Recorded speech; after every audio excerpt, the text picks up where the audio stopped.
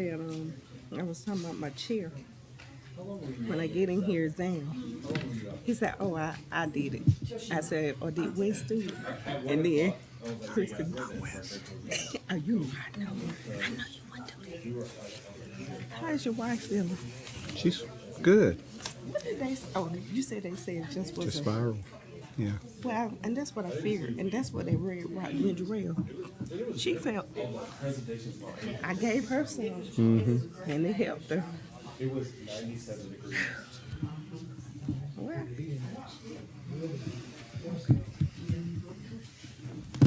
I see the light.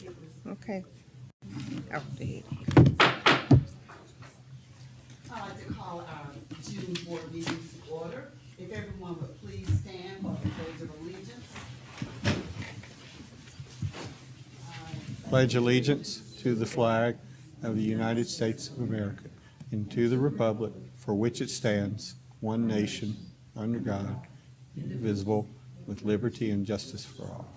Thank you, and it's good to see everyone this evening. At this time, we have all 5 board members present, so a quorum is established. Could I get a motion, please, to adopt the June agenda? So move. Second. It's been properly moved and seconded that the agenda be adopted. All in favor, let it be known by saying aye. Aye. All right, opposers, ayes have it. Dr. Brooks? Good evening.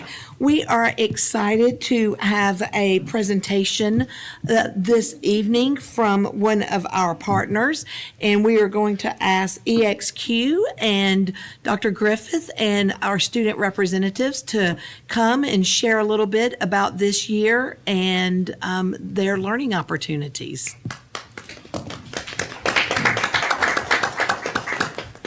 Good evening, Dr. Brooks, Dr. Tyson, board members, district leaders, community members. Tonight I have the privilege of sharing one of the more impactful initiatives that's currently taking place within our freshman academy at Baldwin High School, which is EXQ, our executive function curriculum. Now, as educators, we know that academic success requires more than just content knowledge. It requires that our students learn how to manage their time, organize their responsibilities, persevere, regulate emotion. All of these things play a crucial role in their overall success. And many times, executive function is what makes the difference between them just attending school and thriving, not just at the high school level, but beyond when they come to choose a career. Now, after losing our tools for success courses, which Ms. Rebel actually works so well with, we have been very, very intentional about embedding EXQ into our PE and health curriculum. Now, our students this year became more self-aware, more reflective, more equipped to take ownership of their learning and their future goals. Now, personally, myself, something that I appreciate the most about EXQ is that it provides students with those practical life skills that they need that extend beyond just the classroom. Whether a student plans to attend college, the technical trade, enter the workforce, or serve in the military, EXQ will help provide them with the skills that's needed for long-term success. Now, our district's commitment to this program has been recognized not just at the local level, but earlier this year, we were recognized at the state capitol. Mr. Cummings, our board member, was able to travel with us that day, where we received Impact Awards for the work that's being done right here in the Baldwin County School District. So tonight, you're going to hear directly from the owner and the creator of this innovative program, Mr. Cheddar Kammeth, whose passion and expertise has led to transforming multiple students across multiple school districts. We're going to also hear from 2 of our most bright students, Ms. Maya and Vera Piri, whose experiences are going to come through and show the most important bit of evidence, which is the student's voice and the overall experience. So at this time, I want to welcome Mr. Cheddar Kammeth as she comes up and shares more about our ESQ journey and how we're implementing it here in the Baldwin County School District. Should the students go first or should I go first? Do you want to go first? They were standing right there. Good evening, members of the school board and community leaders. My name is Maya Puri and I'm a rising junior at Baldwin High School. And my name is Vera Puri and I'm a rising sophomore at Baldwin High School. We are here tonight in collaboration with EXQ's founder, Sucheta Kammeth. The mission of EXQ is to empower students and educators by teaching them how to learn through the development of executive function skills. Alongside the data being presented, we want to share what this looks like from a student perspective and how these strategies show up in our daily lives. At the beginning of the school year, I was able to maintain strong academic performance, but I often found it challenging to manage my workload efficiently. While assignments were completed, the process of getting work done frequently felt overwhelming and unsustainable. Similarly, I did not initially recognize that skills such as time management, organization, and task initiation are called executive function skills. When I struggled with procrastination or felt overwhelmed, I viewed it as a personal shortcoming rather than a gap in skill development. Through my EXQ class, I was introduced to a different approach to learning, one that focuses less on outcomes and more on the processes behind them. That program emphasized understanding, individual study skills, work habits, strengths, and challenges. We also learned practical strategies that could be applied to daily academic work and personal management. For example, taking a brief moment to plan before beginning a task made it easier to start assignments and maintain focus. Additionally, the EXQ curriculum reframed how we view mistakes and failures. Rather than seeing them solely as setbacks, we began to view them as indications of where adjustments in our approach may be needed. Learning to assess and grow from our mistakes was a valuable experience that we have not encountered in other settings. Now, with continued practice, some of these learning strategies have become more consistent in how we approach our work.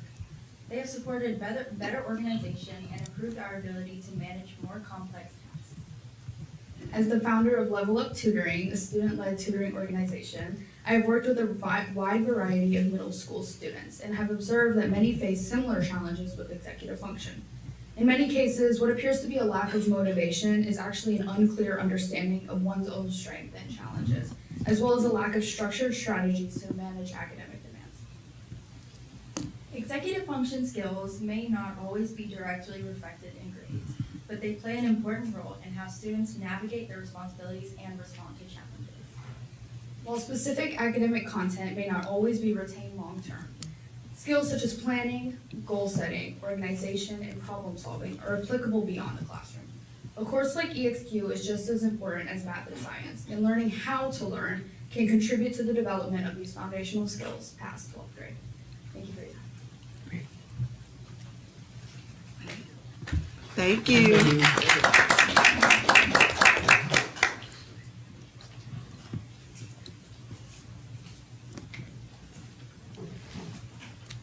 Hello. Good evening. Okay. Thank you for this opportunity. My esteemed board members, thank you, Dr. Brooks. Thank you, students, amazing Maya and Vera, and thank you, Dr. Griffith. It's such an honor to be here with you and to share the work that has been happening in the district. Particularly, I have to really elevate Dr. Brooks' vision for actually giving students a voice. This year, what we have seen remarkably is their ability to actually engage, speak, participate, and even show up at the Capitol, which we are seeing here. So I really thank you for that. And thank you, Mr. Cummings, for being there at the event and really being an elected official, invested in executive function. So we really appreciate that. Fun day and wonderful opportunity. Thank you. Thank you so much.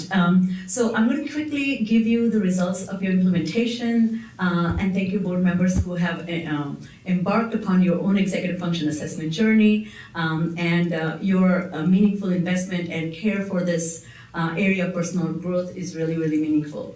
So I'm going to start with the overall growth in executive function competence. One of the things that I want to really highlight that we measure, we have lots of standardized testing through the state and to the country that we ask students to take tests, and those tests do not reveal the preparation that goes into it. That means if you get a B in math, it doesn't tell you how much time you have spent in planning or organizing your thoughts, or how many times you have solved problems or looked at your own mistakes to evaluate with self-awareness. So we were able to present that data. So first, let me start with a quick overview of what EXQ did. EXQ created students or assessed students' competencies in 9 areas of their executive function and identified strengths and challenges so that they can actually utilize their strengths to address the challenges. So human nature, we all have strengths and challenges. My personal area of weakness, which shocks me, and disappoints me at the same time, is focus. I thought I was a highly focused person, but no, because I think I'm highly focused, I actually get distracted very easily. That was very annoying to me to identify, but my mental flexibility is a strength, which actually is very helpful to pivot and adjust and adapt when things become very difficult. It personalizes learning plan for every student. It created a vision board, and the school leadership actually allowed students to have access to that, and they can actually look at their own strengths and challenges and think about how will this journey for me for personal learning, how to learn be in next 4 years as I graduate. EXQ provided game-based training, metacognitive lessons, coaching with personal coach. Every student had an option to choose their own coach, and that coach became a personal advisor throughout the journey. And this coaching is a very, very critical part of learning from mistakes. The progress in self-set goals was also reported. At the same time, students identified their work habits and school habits and reported how they are progressing. By the way, the idea there is students are reminded that we all have habits that is like riding a horse. Some days we fall off the horse, so we have to get back on the horse. But what are the work habits and school habits that we need to imbibe, inculcate, and actually become expert at? Students were asked to do video and written self-reflection, and one of the key components is communication skills. The most important critical self-independent skill is student being able to speak on behalf of self, and able to access all the tools and strategies that you have created for them, but also be able to speak on behalf of self as an agent of success. And that requires strong communication skills. So we have embedded written and video journaling, which, by the way, students see as they continue with lesson 8, 9, and 10.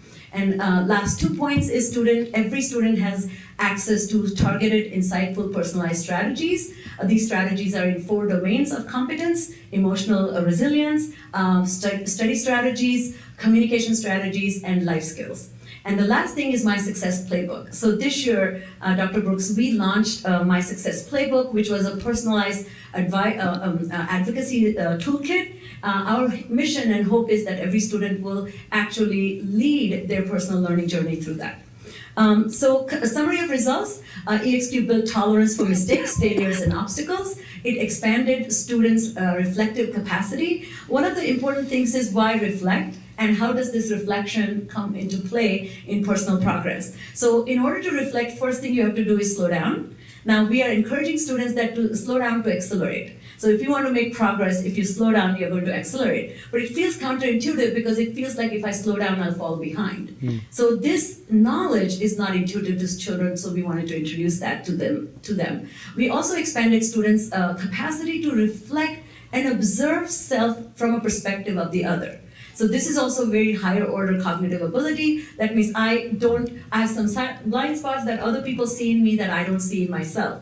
And sometimes if we trust others to tell us a thing or two about ourselves, we may even accept it. However, it's really difficult to visit mistakes. It's really difficult to accept weaknesses. So we wanted students to have a healthy relationship with that. And the last 2 is, again, improved communication, which I will show you in a video. And then last is increased self-knowledge, which is in reduction in inflated sense of personal capacities. So this is a very interesting metacognitive journey. That means those who are unaware tend to inflate. I'm fabulous.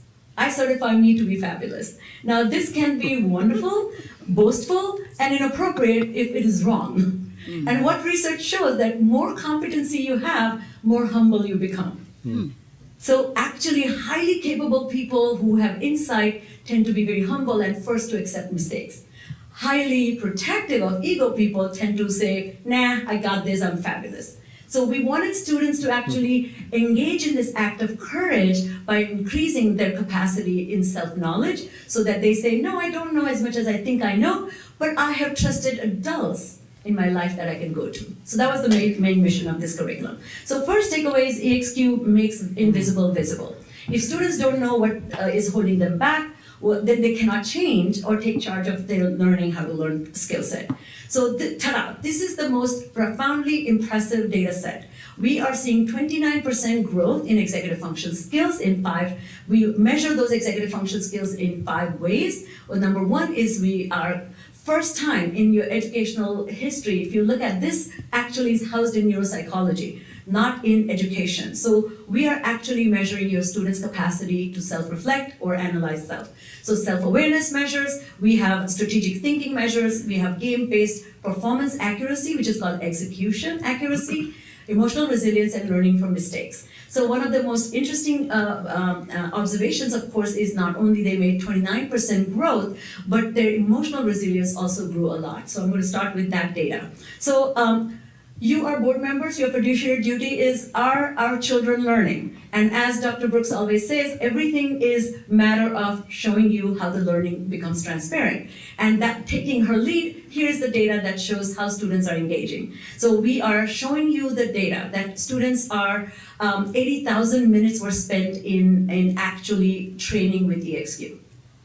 We have 1,600 videos that students created as part of their reflection. We have 4,356 minutes spent in self-reflection questions that they were asked to answer. Every single item is qualified and quantified to see if this reflection qualitatively measures. By the way, we have lots and lots of schools and districts who are encouraging students to self-reflect. One of the teaching gaps is the teacher has to step away to look at the answers to evaluate the quality of the self-reflection and then come back. By then that next thing to be reflected upon is already at your footsteps. Technology enables this ability to instantly measure, report, and actually qualify and quantify. And we had 252 self-reflection questions were posed, and 12,000 minutes were spent in learning about the brain, which is called meta-training. So another data set I want to just kind of capture is game-based executive function accuracy was more than doubled. So your children at the start, when your students at the start had 32% accuracy, which was doubled to 66% accuracy. 96% of students actually improved their overall executive function scores, those who actually are reporting on how I see myself grow. Continuing with how is this curriculum actually translates and captures. So I'm going to show you data in 3 domains: emotional resilience, self-awareness, and strategic thinking. So let's start with emotional resilience. Of course, how do we define emotional resilience? It's your ability to tolerate difficulties. It's your ability to adjust and adapt after encountering a mistake, failure, or setback, or even disappointing news about self or about the world, and then continuing to persist to achieve goals. So persisting to achieve goals when emotionally laden situation happens, it's really hard. It's like, imagine you're about to go for a meeting, you're late, and you spill coffee on yourself. Now that requires emotional resilience. You may have to show up to a meeting with a stain on your tie or your shirt or your dress, and you explain or you say it's going to be okay. Now what if this was an interview? How do you handle that? Requires strong emotional resilience. So we want students to actually learn how to handle that. One of the things about executive function training is to create conditions in which students can be given an opportunity to adjust in a safe way. So in a digital platform that personalizes learning, students are encountering difficulties in a very safe way, and they're given support by a coach, so they're learning how to learn smoothly. So number one, second takeaway is EXQ creates access to learning how to learn. So EXQ showed that EXQ showed students that emotional resilience isn't a switch, it's a trajectory. That means you slowly make progress in becoming more emotionally adept. Now, we all know, no matter what age or no matter how much experience, no matter what your status is, you can lose it. I mean, we have recently just seen people going bonkers on airplanes, right? And some of the CEOs or CFOs have been arrested for inappropriate behavior. So it is not really related to your competence, it is situational trigger. We want students to understand that math can trigger you, a teacher who is very strict can trigger you, or having a little, little riff with your friend can actually make you get annoyed with the situation. Can you persist to achieve your goals no matter what your life's conditions are? So, number one, so at the start, when we measured emotional resilience, 72% of students demonstrated low resilience. And we have 4 tiers of competence. The lowest competence is highly reactive. 18% of students were highly reactive. 54% students were more reactive than reflective. However, 0% of students were calm and collective when they encountered stress, challenge, obstacles, or roadblocks. Now, some of you board members who have done the testing, how many of you have seen that in you, right? Yes. Correct. So being reactive is not a problem. Can you persist in spite of it is a problem. And we want the gap to be shrunken. So, we are seeing that learning challenges or life's curveballs were seen to invoke emotional reactivity in ninth graders, appropriately so, by the way. It is absolutely age appropriate to have reactivity at a younger age than 10 years later, these brains are going to evolve. What we want, within those 10 years period, a kid is going to finish college. But if your reactivity doesn't lower, then you're not going to have highly competent self showing up to achieve goals that you have for self. So these students were not fully prepared or skilled to handle these failures or obstacles independently without wasting time. 57% of your students said, my primary goal is to get my work done without wasting time. Guess what? One of the biggest obstacles to not get work done without wasting time is emotional reactivity. I often say procrastination is not time management problem. It's pain management problem. How? If you look at anything, if you have 3 unopened emails right now, ask yourself, what are you avoiding? You're avoiding the pain of having to deal with it. It is not your competence, it's the pain of having to deal with it. It could be an annoying person, it could be annoying content, or it could be you having to take very difficult decision. So what we want students to understand uncertainty, ambiguity, disruption, stress, failure, unanticipated roadblocks, or lack of options can all lead to a feeling of disheveledness. We want them to have a pathway forward for self by self.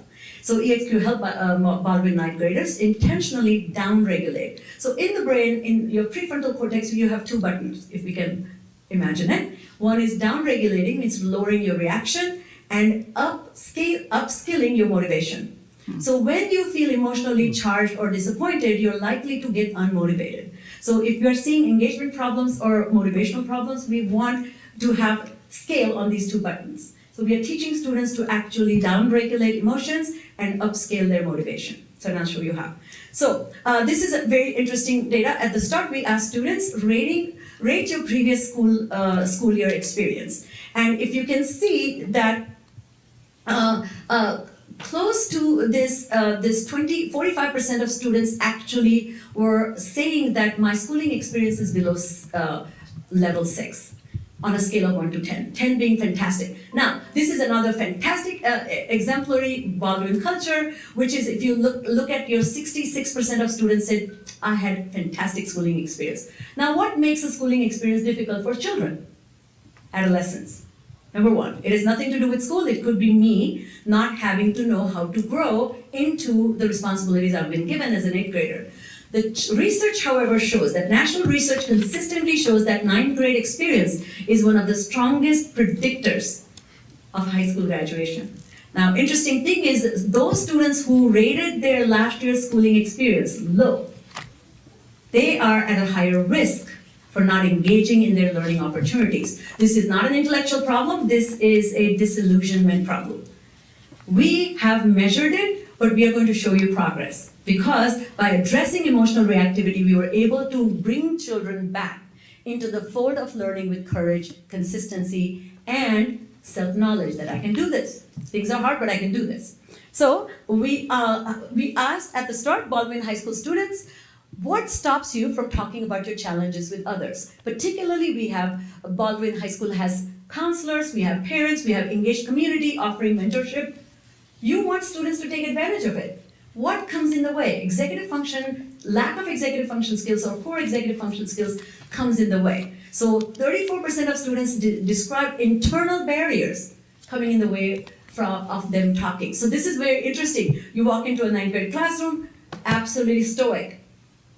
However, if they have internal barriers, they're not talking to anybody. This is the nature of adolescence. This is not 9th grade issue. This is not Baldwin issue. I'm just saying, this is adolescence. 33% have said my self-management makes it hard. I might think that other people think that I'm not good, I'm not organized, so I'd rather not tell anybody anything. 19% said it's their attention, and 14% described external factors influencing their ability to share.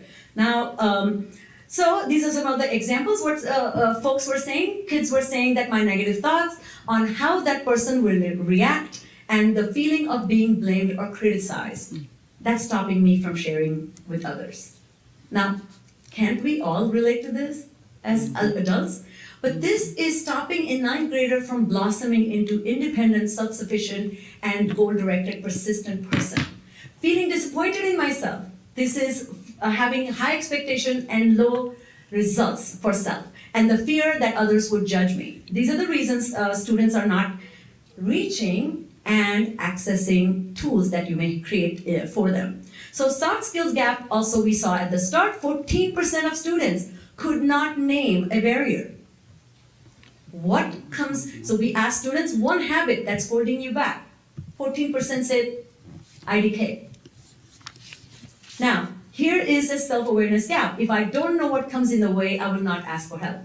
We want to change that for our students. 36% of students said could not, we asked them, the thing that comes in the way of you talking about your challenge is, and 36% would not name what stops them.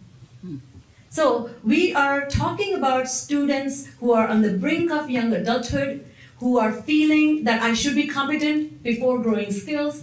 We want them to feel that there's some personal relationship with a coach and a private way they're learning how to learn. You are creating access for children to get that personalized learning in a deep way.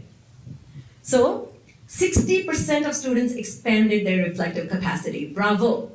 Now look what emerges. 4% of students are calm and collected among 200 and more students. This is a huge leveling up in your students. By the way, this is very difficult to achieve in a short period of time. I've been a therapist all my life, and this requires a year-long therapy, one-on-one, for 1 hour. Your students are getting intense training as part of embedded curricular experience for them. And 56% of students are somewhat reflective. As I mentioned at the start, there are 4 tiers of emotional resilience competence. Most of the children were at the lower competence level. Now they are in a higher competence level. Now, how does this show in students' report? This is how it shows. 100% of students agree that I don't give up when things become difficult. Now, I think this is a rigged survey, but this is, I mean, again, they could be self-unaware, but anyways. But I am very impressed by students actually reporting they feel that way. So it's a perception shift. Whether it's a full actualized reality or not, it's a perception shift. 92% of students agreed, I can now slow down and rethink challenges. This is a psychosocial improved inner well-being. Now you compare that to 36% of kids who say, I don't know what's happening inside me. Now they're saying, oh no, I can rethink. Because ultimately, it is not the problem that we want to want for children to go away. Because problems will be there. What we want is them thinking that they have agency over their own success. That's all we want. So third takeaway is EXQ shifts self-awareness. By improving self-assessment, EXQ expanded Baldwin students' capacity to learn from their own mistakes. Maya talked about this, and I think it's really important to develop a healthy relationship with mistakes. I like to say, learning by design is not knowing. Not knowing creates a feeling of uncertainty and anxiety. And when you go to learn new things, you will make mistakes. This making mistake is not indicative of your intelligence. However, kids, by going to school, always believe that making a mistake is a sign of failure, not a lesson learned. So we wanted that to shift. This is what we are seeing. 98%, again, 4 tiers of competence, 63% of students were at the lowest level of self-awareness. That means I don't even know what's going on. When you ask me about me, now I know what's going on around me, but I don't know about my inner climate. And 35%, however, they were slightly more self-aware than their compadres, which is 63%. So this is the gap in maturation, by the way, the classroom teachers are seeing. It is much harder to teach children who are unaware. Because 2 things happen. They say, nah, I got this, before getting it. And 2, they blame others for their inability to comprehend. Accidentally. This is all human interactions. So we want students to become more aware because then they will have more humble relationship with their learning experience. So what are we seeing? When we ask students how Baldwin students predicted their own strengths and challenges, look at this. 27% of students accurately predicted their area of strength. However, 73% of students did not even know their own strength. Now, this ties in with that self-awareness, and 76% of students did not know their weaknesses. Now, why is that an issue? Because if I don't even know my strength, then how am I going to use my strength to overcome my weakness? I like to think about there's like this, a gap between strength and weakness. We pull our weaknesses with our strengths, and that requires self-knowledge. So we are seeing that there's a gap in that understanding of self as an agent of success. However, and by the way, don't be shocked by 10%, it's huge. Anything above 5% is significant improvement. 10% of students leveled up in their self-awareness capacity. Now, this self-awareness is the hardest skill set to shift as cognitively and psychologically. It takes a 2 years long process to train that. Your students are doing that in 1 semester at a time. I highly encourage you to consider a little bit more longer engagement. So from 35.5% of Baldwin students demonstrating capacity to acknowledge personal challenges, now it moved to 45.5%. So it's a great, promising, now, how does this show up? It shows up in lower defensiveness and deflection. So when somebody comes and says, hey, can I explain this to you? Looks like you're struggling with this, nah. Versus, sure, I really am struggling to understand this. And deflection is kind of saying, no, this problem doesn't even exist. So this also is called reality-based self-appraisal in psychology. That means I kind of know me and I know how to make me better. So we want to empower students through that. Fourth takeaway is EXQ improves strategic behavior. With EXQ, Baldwin students learn how to solve their own problems with new tools, methods, and strategies. This is one of the very interesting phenomenon. Adults, I don't know if you grew up like I grew up with my parents who had lots of suggestions for me. And they would love for me to pick up the suggestions immediately. And I was like, nah, So there is a gap between other suggested strategies versus self-devised strategies. So research shows that when you design strategies for self by self, you're likely to stick to those strategies longer. Now, a traditional classroom approach is I will suggest some best practices in my class.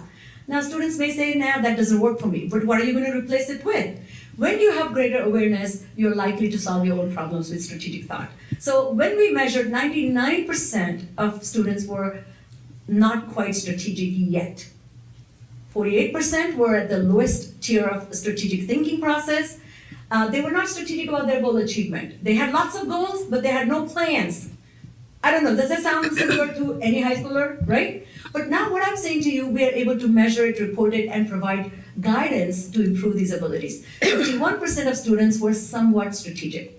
So how is this showing up in classrooms? So look at this. The big picture goes, we asked every student by the time you graduate, what is the GPA you would like to have, which is your academic achievement goal? Average was 3.96. Very high.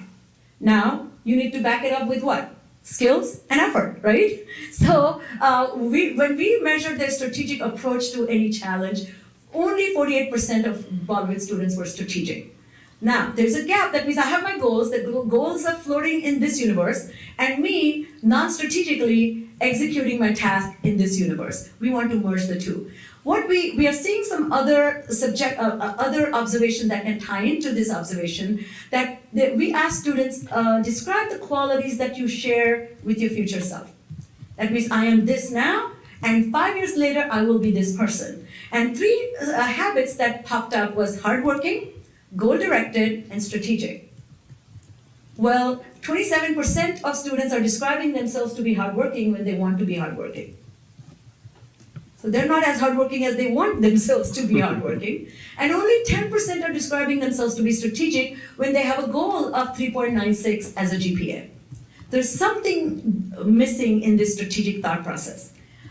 So we saw 19% growth in students' capacity to strategize for self. This is a huge progress again. 88% of students are beginning to actively strategize before proceeding with their work. And that's what Vera gave an example of, like taking the time to plan is actually strategic behavior before you jump into any actions. Or even if you're procrastinating, you need a strategy to not procrastinate, which requires you to manage your emotions, which is also strategic behavior. All right, so this is another way to quantify and qualify communication skills.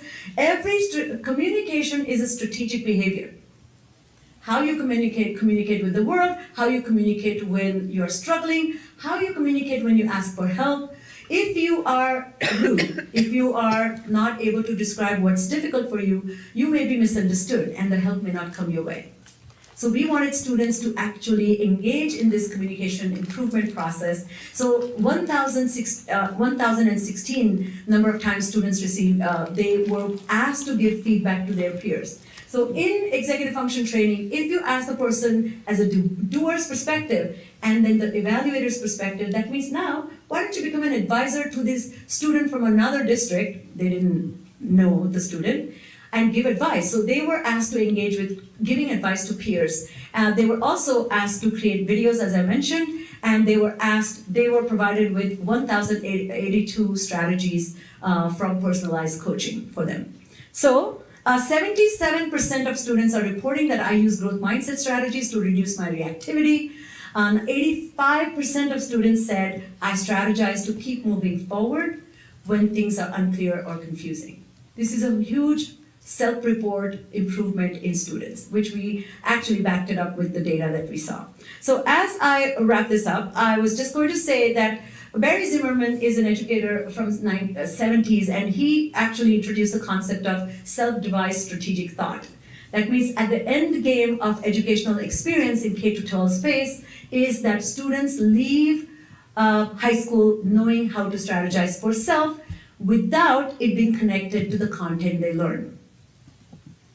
I can strategize for anything, even how you put gas. So I was driving to come to Milledgeville, and I pulled my car when my gas tank is on the side. I should have strategized before I pulled next to the gas tank. So attention is one of the biggest reasons why we fail in effective strategy. Now, how many of you can say you're victims of attentional problems created by Instagrams or any technology, right? So even we who do not have any difficulties with attention can find decline in attention, and that can impact our strategy. So the most important thing that I want to point out, that executive function training or the class, EXQ class, is making students more strategic thinkers so that they can actually handle procrastination, distractions, anxiety, self-doubt, and motivational struggles, which all of us go through on a daily basis. So last conclusion is EXQ changes relationship to hard work. I call that rigor. We want ultimately students to be able to withstand the pressure of difficult ideas. Difficult ideas is the only mark of learning, correct? Or even greater learning. And so in order to do that, you need to have willingness and motivation to sustain yourself when things look annoying, boring, tedious, or uninteresting. Well, I love when we came to facilitate, one of the students, she had in her vision board that she wants to become a nurse. Her mother is a nurse. And so, and then she had a prediction about her biology as a subject she was taking, and she was anticipating to get a C in biology. So we said, wait, and your GPA is 4.0. So these three things wouldn't reconcile. So she had not stepped back to look ahead, to look back. So I asked her, well, you're going to need strong biology for nursing. She said, I do. She had not thought that much. And this is not intellectual deficit. It is just imagination of a ninth grader. So we want to invoke this thought that everything you do today benefits your future self of 2030. And 2030 you is going to be so grateful that you did these difficult things now. So I want to share your student voices. I hope we have sound.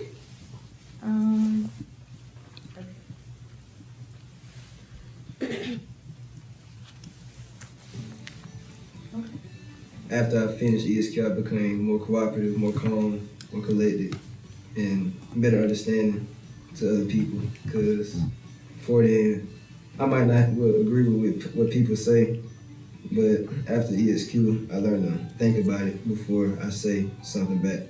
I would say EXQ has helped in certain reactions from me. It's made me understand more of where people come from whenever they, I respond with more empathy than more ego.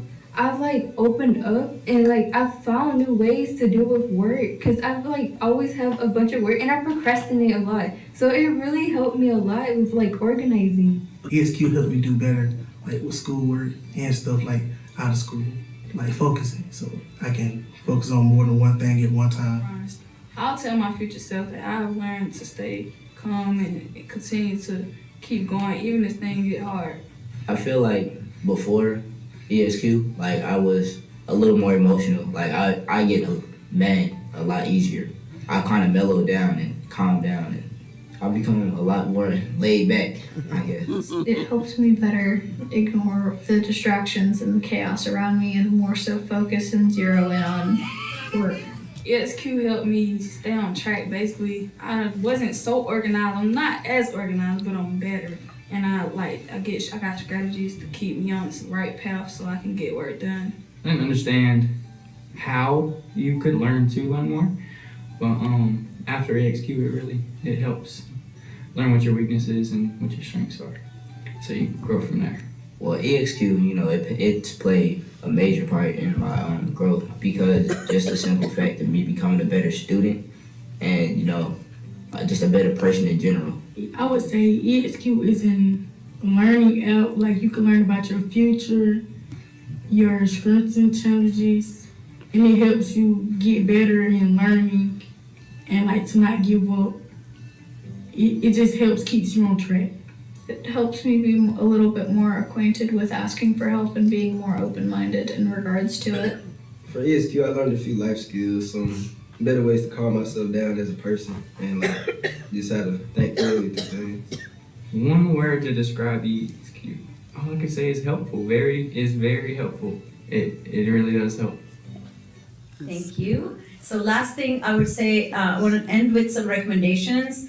Thank you for your investment. Thank you for trusting this innovative curriculum and instructional pathway for your students, creating EXQ class, which is, again, you are the pioneering district. You have started and you have set the tone of how to do this and continue to onboard. So I would say I have 4 suggestions for you. One is maybe your students are receiving benchmark assessment in 10 lessons.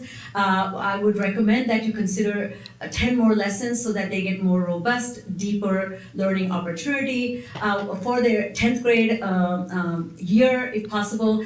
I'm recommending that you extend executive function instruction to 8th grade. 8th grade is a very pivotal transitional year. And imagine those students entering, so they have transition year training and then they get 9th grade training, and combined, you can really elevate their preparedness and their ability to maybe take advanced courses and handle difficulties more seamlessly. Another suggestion, I think this was inspired by Maya.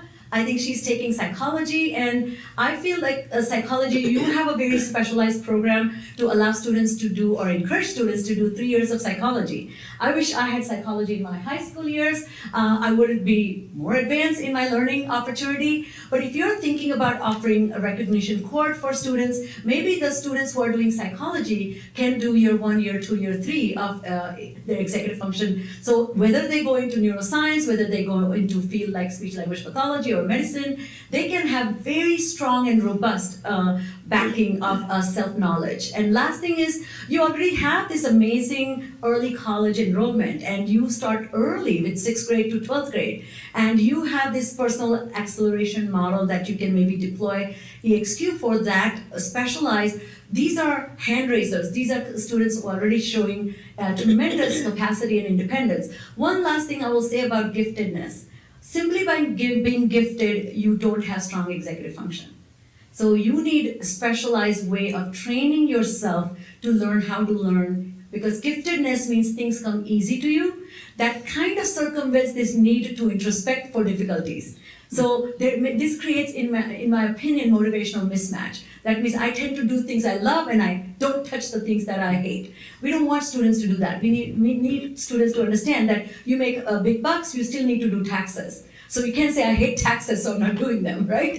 Anyways, so as I conclude, this is not my laptop, so I can't skip slides. So I will just summarize the results once again, that EXQ builds and promotes independence and college and career readiness, Thank you for positioning EXQ in ninth grade, a very, very pivotal grade for students' personal development. It built tolerance for mistakes, failures, and obstacles, expanded students' reflective capacity, improved communication skills of your students, increased self-knowledge, and reduced their personally inflated sense of capacity so that they were primed to strategize for self. So with that, I thank you. I will skip to last slide. Ta-da! If you have any questions, I'm happy to take them, or. I don't have a question, but I want to thank you. Oh, this was very thorough, and you did this in 10 lessons or 10 Correct. weeks? 10 lessons. 10 yes. lessons. Benchmark assessment in 10 lessons. And it's and from what I'm hearing, the students really took away some good things to help themselves be better learners. So thank you so much for that. It was very, very informative. And Dr. Wicker, you being an educator, this means a lot. Thank you. You're welcome. I want to ask the students, would you recommend it? Would you have liked to have had it in the 8th grade? Yep. Also, pivotal age there. Correct. Yeah. Yes. I think the both years are transitional years. I think 8th grade, I don't know, sorry kids, but they think they're completely smarter than adults. But 9th grade, they're humbled by difficulties. So you need both those years. I highly recommend it. Yeah. I could see that. So my emotional IQ, when I threw the laptop through the window before opening it, it certainly going through it, the patience, the planning, the taking a step back, calming yourself down, and then you move forward more effectively. I can see that from my own experience. Well, I commend you for first venturing. It is it's a student version, so some of those things may feel like should be easy. Why is this hard? But you are one of the exceptional boards who has actually done the testing and shown the willingness. So I so appreciate this because you're setting a real. You're leading the way in encouraging board members to understand these skills are pivotal. Everything that we call soft skills, I'm on a mission to not call them soft skills. We should really call them power skills. Thank you so much. And I was going to say, as someone who also was surprised that focus was something that was a weakness of mine, I really appreciate the focus on reflection for our students. And so giving them information that they can look at and learn how to reflect and focus on themselves, I think is going to be nothing but helpful for them. So thank you. Thank you. And I will say about the reflection piece, reflection is very tricky because this requires quiet and it also requires you to weigh options. And when you're really triggered or annoyed, it's really hard to reflect correctly. So the coaching piece is embedded in there where the coach says, okay, looks like you're losing it. So we're going to give you another situation too. So there's some that personalized that as a therapist I was able to do in person. We can do that on a platform. Thank you so much for noticing that. Yeah, I didn't get along with the coach. What about y'all? Yeah. Just me. Thank you so much. Thank I really you. appreciate Thank this. you. Thank you very, very Appreciate much. Did I do Thank it? y'all very much. Thank you very much. Thank you. Just get this out so that. Oh, you can do it. Okay. Magic. Good job.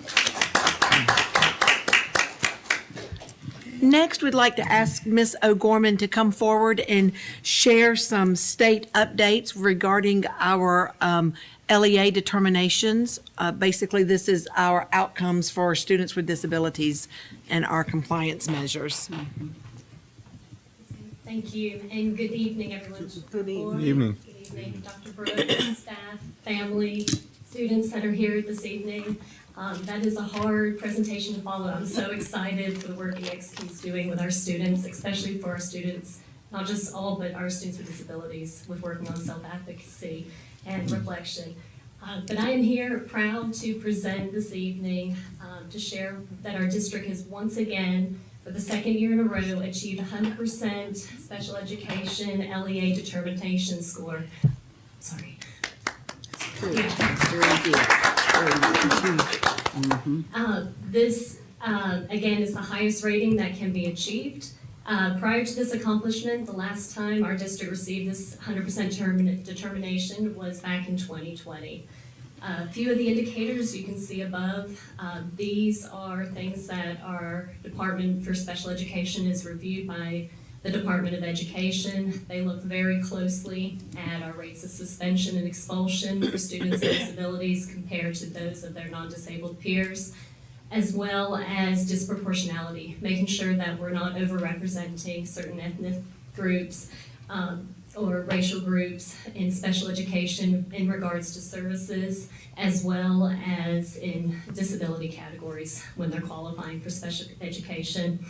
It also includes maintenance of effort, which involves the support of our finance department, which we're very grateful for, supporting, making sure we're spending the right funds for our students moving forward each year. Again, there are some additional areas that we review, like timelines, making sure we're compliant, and if anything, we're moving in ahead and making sure we're making the right decisions for students moving forward. Achieving this level of success 2 years in a row truly reflects the collaboration that's taken place between our special ed staff, our building administrators, district staff, and support personnel and teachers. It really demonstrates our department's commitment to providing high quality services for our students with disabilities, and the maintaining as well that compliance with federal and state requirements. We are really grateful for the hard work everyone has put into this to make sure that we continue to make progress. I would like to take a moment, and actually, if you don't mind, go into the other piece. There we go. This one is the determinations. You'll see the top portion for FY 26 and 27, indicator 3B is only informational. Regarding beginning of FY 28, those indicators will have an impact on the LEA determinations, but we did meet in all those other areas. As I conclude my services here in the district, I would like to take a moment to express my deep appreciation to everyone, Dr. Brooks, district staff, administrators, to our board for the appreciation, truly, that you guys have taken the opportunity to allow me to serve our students here. Some of the highlights that we've made tonight are some of those successes, and we're truly excited to see what will be built upon in the future years. I'm truly grateful for the leadership of the board, the commitment and support that you guys have for all students, and I'm excited to see, with the bar that's been said, where the momentum takes the district going forward. So thank you. Thank you. Good job, good job. Thank you, Ms. O'Gorman, and just kind of in summary as well, to highlight, there's so many great things that have been happening, and I think this is a great opportunity to see the improvements, as well as know something like we've been talking about with Project Search. Thank you for your initiative and making sure that it's about our children so that we can see great futures for everybody. So we appreciate that. Thank you so much for all your hard work, and congratulations again on making 100. That's good. Can't get any better than that. So thank you for all of your hard work, Ms. O'Gorman. Really appreciate you. Thank you. Okay. Next on the agenda is our consent agenda action items. I'd like to recommend approving the consent agenda action items as presented. Motion? So moved. Second. It's been properly moved and seconded that we accept the consent agenda action items. Any discussion? All in favor, let it be known by saying aye. Aye. Ayes have it, so be it. Okay. Before moving on, I do want to share on that consent agenda item, a special congratulations to Mr. Jimmy Fields. He has been recommended and approved on our personnel report that he will be coming in as one of our educators and also our head basketball coach at Baldwin High.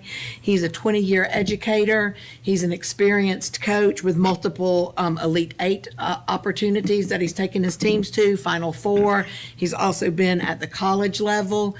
Most recently, he's been in AU basketball and working with Junior Olympics. So we are so excited to have someone of his caliber join us, but also at that 20-year mark, somebody with that sustainability to be here and to be in Baldwin for a length of time for his career that can build into our children. So wanted to congratulate Mr. Jimmy Fields, who also was a Coach of the Year and top 15 nationally ranked coach when he was in Jonesboro. So he is not here this evening, but I felt like to our public, we wanted to take an opportunity and congratulate him. Thank you.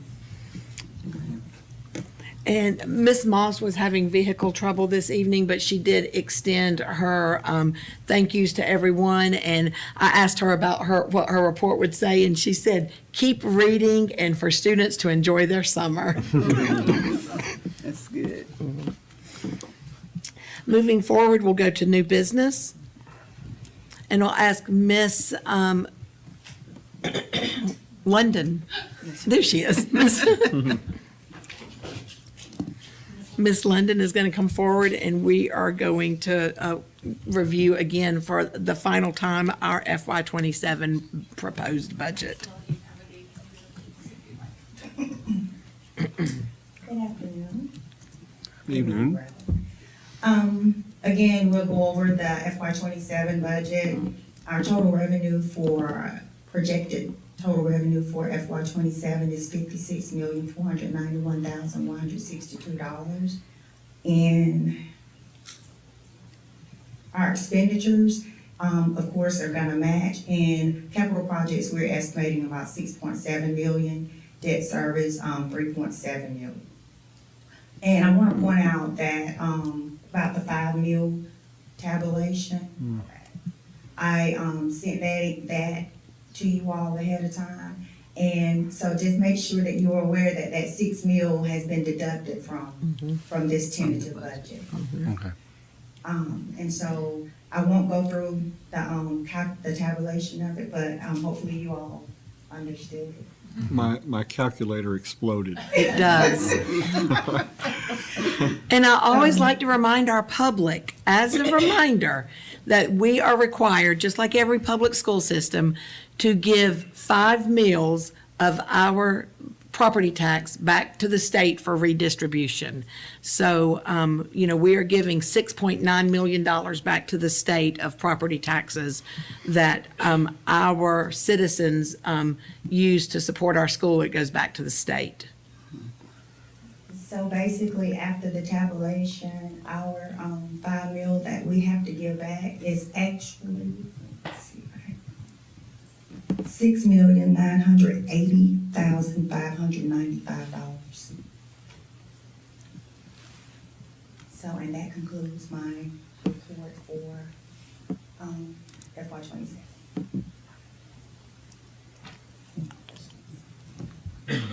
Thank you. Thank you. Thank you. I don't have any questions. Okay. We have publicized and done our 2 hearings, so from there, I would like to make a recommendation to approve the FY27 budget as presented. Is there a motion to approve the FY27 budget as presented? So moved. Second. It's been properly moved and seconded that we approve the FY27 budget. Any discussion? All in favor, let it be known by saying aye. Aye. Ayes have it. Thank you. And then next, Ms. London, we will do our monthly board reports for finances. Okay, our first report is going to be SPLOS. So for this month, for May, we received $868,724.41. And interest earned was $69,607.12.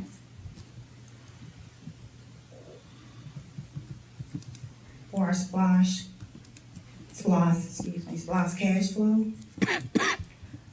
For the month of May, our expenses include Baldwin County Board of Commissioners invoice for the East Block special election.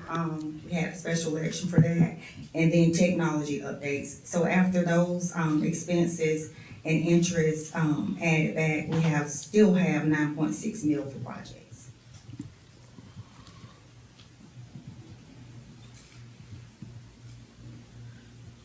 Okay, our balance balance sheet, I just want to point out that we've expended 76.4% of our expenses, and our general fund balance, as you can see, is 32.7 mil. And our school food fund balance is 30, I'm sorry, right here it says 1.3. I'm sorry, school food fund balance is 32 million. No, it's 1.3 million, that is correct, that's low. Okay, 1.3 million. And then all other fund balances is 31.9 mil. All right, monthly financial analysis. We've collected 81.6%.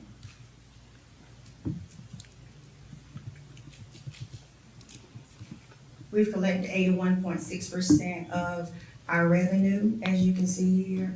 And we have expended, again, 76.4% of our expenses based on our budget. So again, as you can see here, our fund balance is 32.7 mil.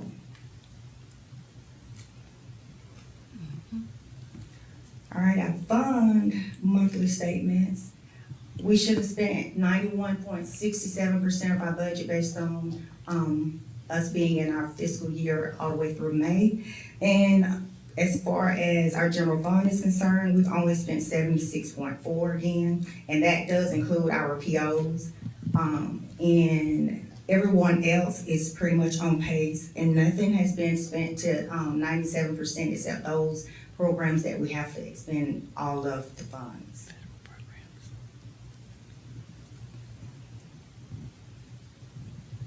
Okay, and here we again is our East Bloss deposit of $868,724.41.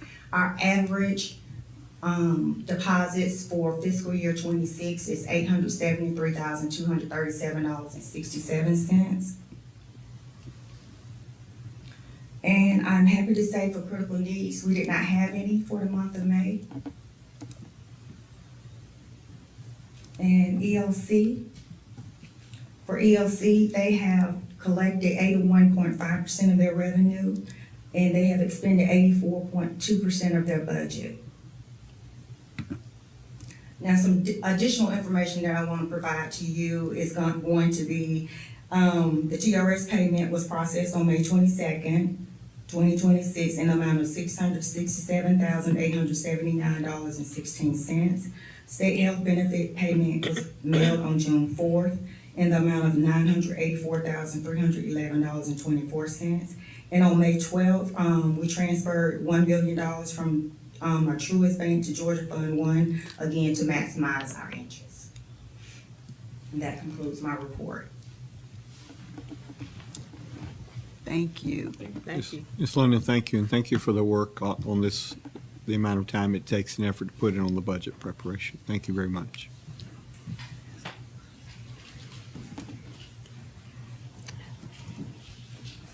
Next, I'd like to recommend approval of the Foothills FY27 Collaborative Agreement, and that is our MOU regarding the completion school that we have with Foothills. And this would be for students who withdraw from Baldwin High to attend Foothills as an alternative opportunity, maybe based on their schedule, their needs, their families, their work life. Heard the recommendation to approve the collaborative agreement memorandum of understanding. Is there a motion? So move. A second? Second. It's been properly moved and seconded to approve the collaborative operating agreement memorandum of understanding. All in favor, let it be known by saying aye. Madam Chair, I do have a question Oh, I'm about the sorry. agreement.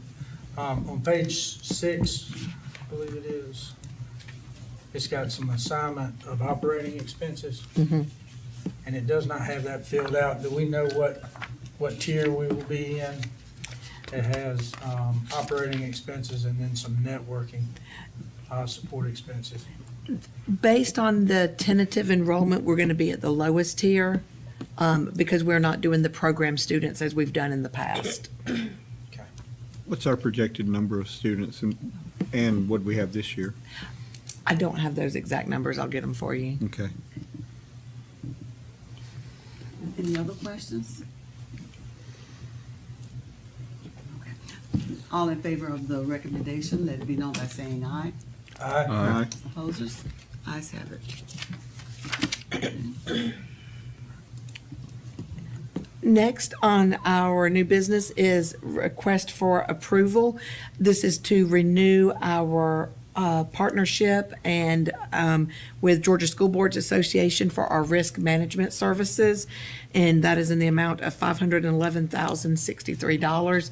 That will cover all of the insurance policies for our buses, our white fleet, other such things like cybersecurity. You've heard the recommendation to approve the renewal of the Georgia School Boards Association Risk Management Services in the amount of $511,063 as presented. I get a motion? So moved. Or a second? Second. Any discussion? All those in favor, let it be known by saying aye. Aye. Ayes have it. Okay. Next, I'd like to recommend approval to renew the Georgia School Board Association policy for our workers' compensation, and that will be in the amount of $211,554. Can I get a motion to approve the renewal of the workers' compensation insurance plan for 26-27 to GSBA? So moved. Second.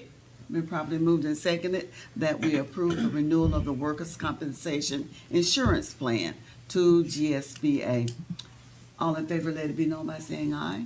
Aye. Opposers? Ayes have it. Next, I'd like to recommend approval of policy JBCB. This is for non-resident students.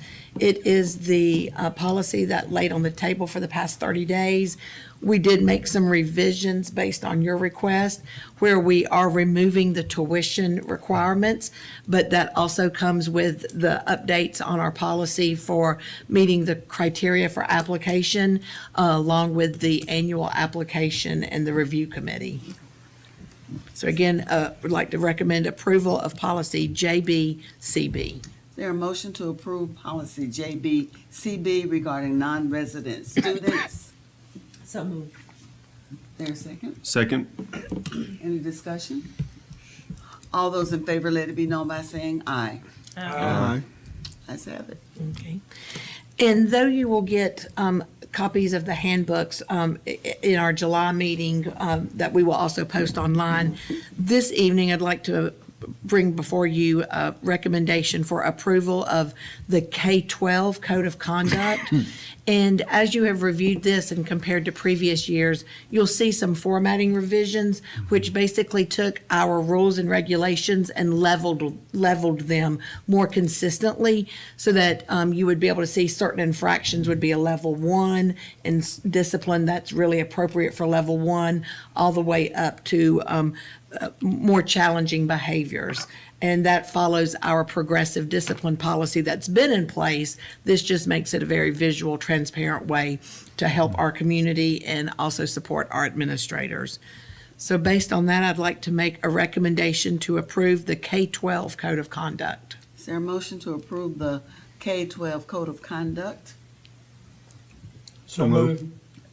Second, I think we have two motions. Second. Okay. It's been properly moved and seconded that we approve the K-12 Code of Conduct. Any discussion? All in favor, let it be known by saying aye. Aye. Ayes have it.